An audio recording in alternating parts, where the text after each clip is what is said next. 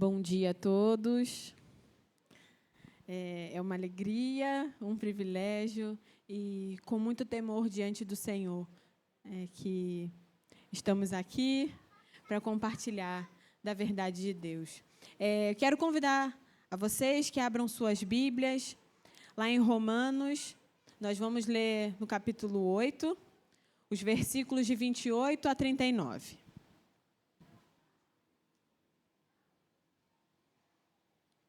Você que foi um adolescente, um jovem que passou essa fase na igreja, certamente você escutou diversas conversas, diversos estudos baseados no livro de Romanos, né? E é um livro bem presente, né, nessa fase nossa. Então, vamos ler juntos. É importante que você mantenha a sua Bíblia aberta, o texto está projetado também. Versículo 28.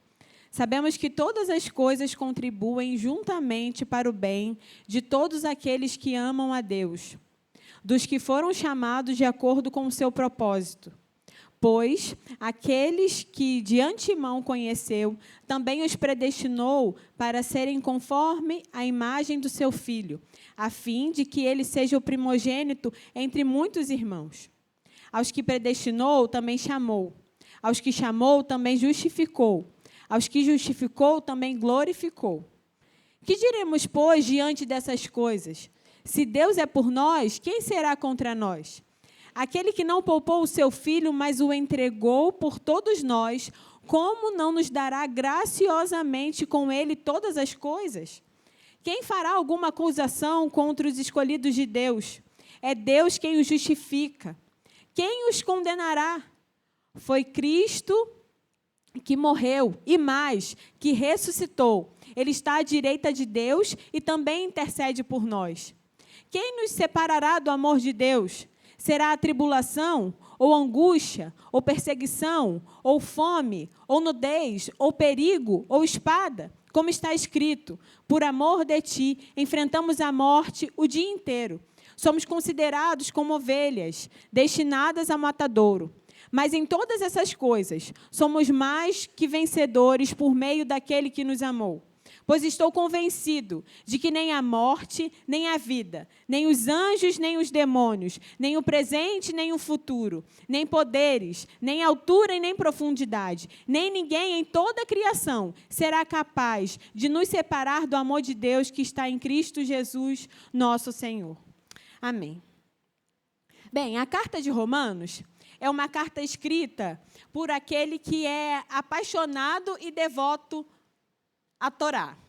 É um rabino judeu pertencente ao grupo dos fariseus, que via Jesus e seus seguidores como sendo um tipo de ameaça. Mas algo radical acontece com a história desse homem. Saulo tem um encontro com Jesus. Encontro esse que muda todo o rumo da sua vida e história. Após esse encontro, Saulo, então, é enviado como apóstolo aos gentios.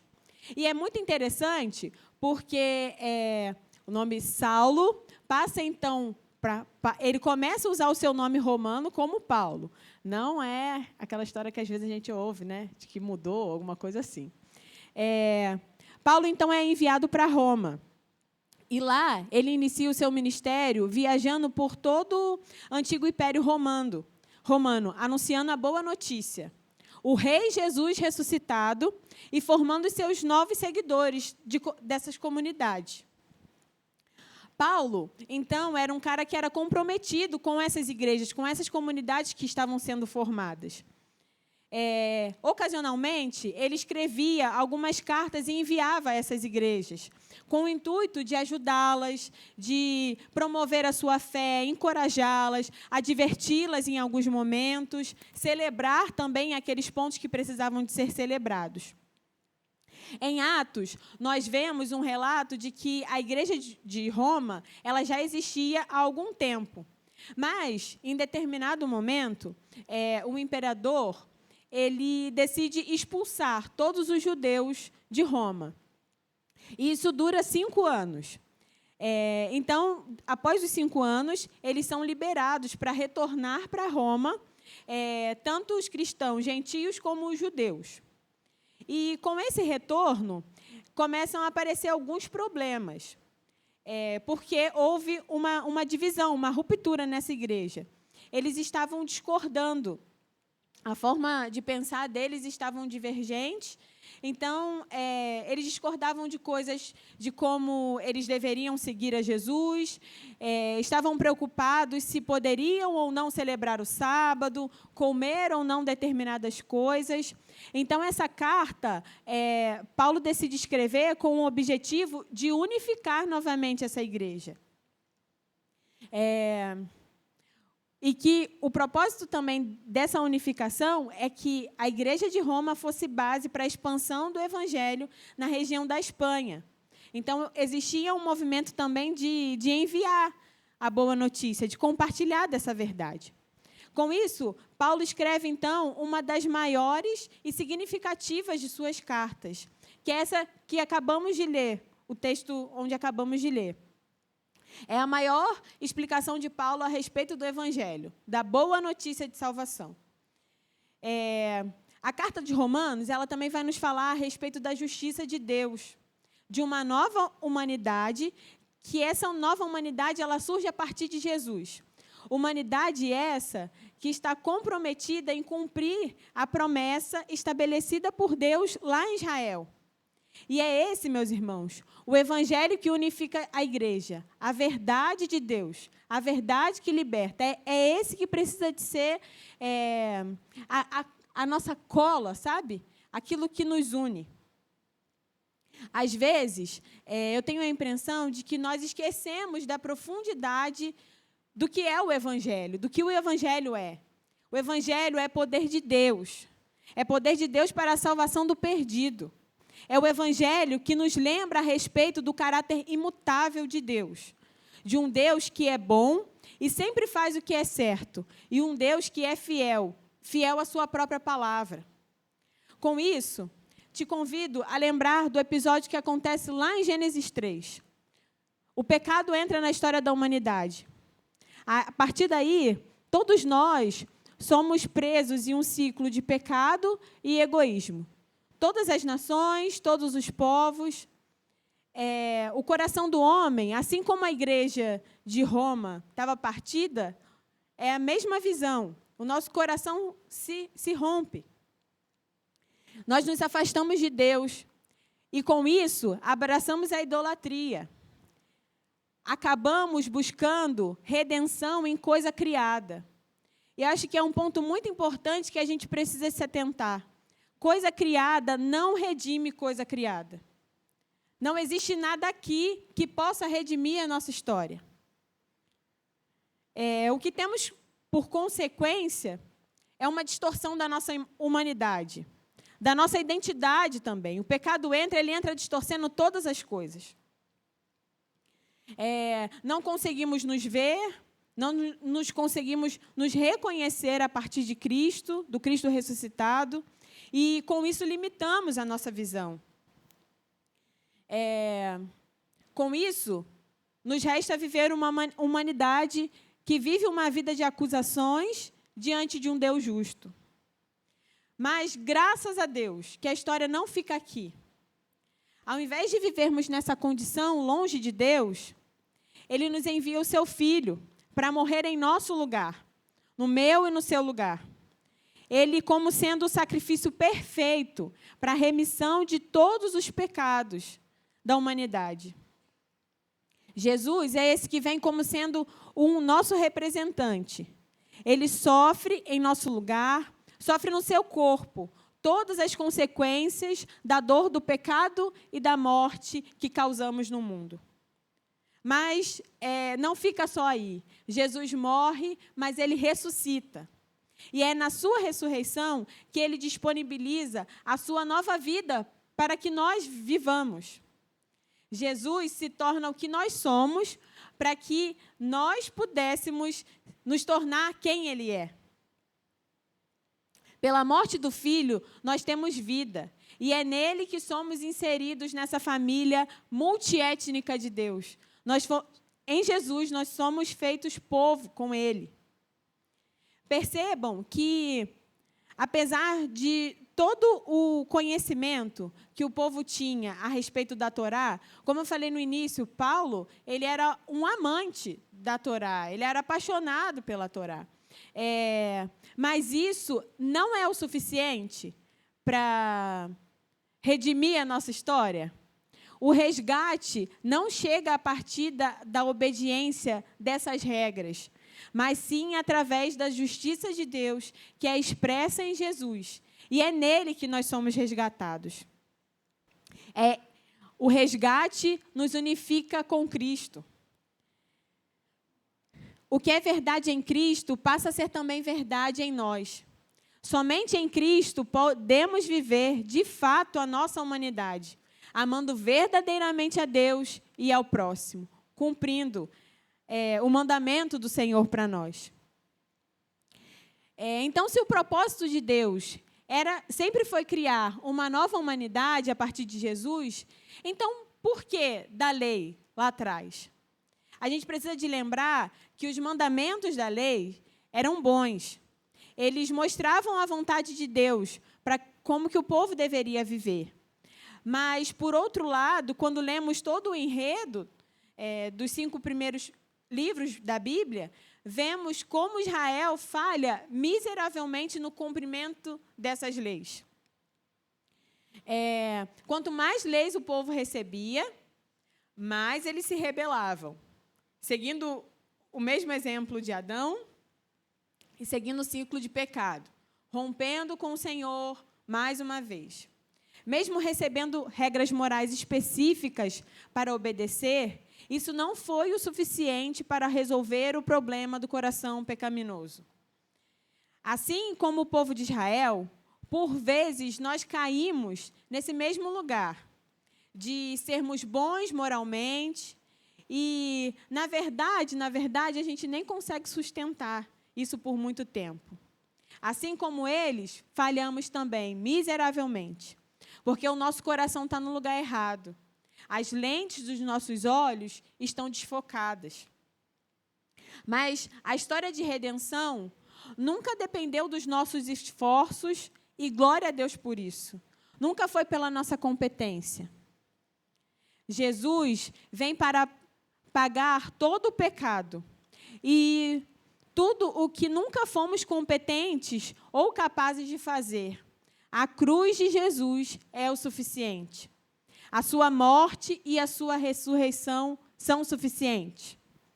O que nos leva novamente ao texto que lemos.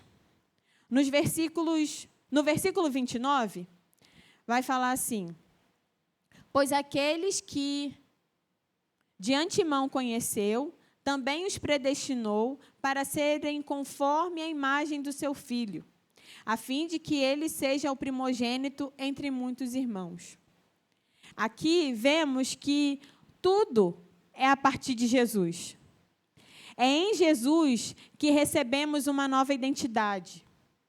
Na verdade, é nele que a nossa identidade é completa. Em Cristo, temos um modelo de humanidade estabelecida, mas também vivida. No versículo 30, diz: e os predestinou, a esses também, e aos que predestinou, a estes também chamou. E aos que chamou, a esses também justificou. E aos que justificou, a estes também glorificou. Em Cristo, nós somos declarados justos. Somos reconciliados com o Pai. Nele, temos vida transformada. Em Cristo, somos feitos família, a família multiétnica de Deus. Talvez, meu irmão, você já tenha ouvido isso durante toda a sua vida. A respeito da salvação, a respeito da redenção. Mas você sabe por qual motivo você se reúne aqui aos domingos, você participa dos cultos, dos núcleos, dos times. Mas, mesmo assim, você caminha como se a competência da redenção, da sua história, seja somente a partir de você, do que você faz, do que você cumpre, de como você se posiciona. Ou talvez seja a primeira vez que você está ouvindo essa história, essa verdade, né? Mas mesmo ouvindo isso, você acha que precisa dar conta de todas as coisas, até mesmo de se salvar. Para os dois casos, existe uma boa notícia. A boa notícia é o grande amor de Deus. E esse amor é o suficiente. É suficiente para te salvar do pecado, da mentira que muitas das vezes caminhamos, nos relacionando fora da verdade de Deus. A cruz é o suficiente para nos salvar da nossa própria humanidade quebrada e corrompida, dessa humanidade pós-Gênesis 3. Nessa manhã, queria te lembrar que Jesus, o amor de Deus, o grande amor de Deus, esse que é o suficiente para nós, esse que precisa ser o suficiente para nós. Não há nada do que façamos ou a gente venha deixar de fazer que seja suficiente para romper com o que aconteceu na cruz. Essa é a mesma boa notícia que unificou, que Paulo pregou para que unificasse a igreja de Roma, é a mesma boa notícia que nos reconcilia hoje com o Pai.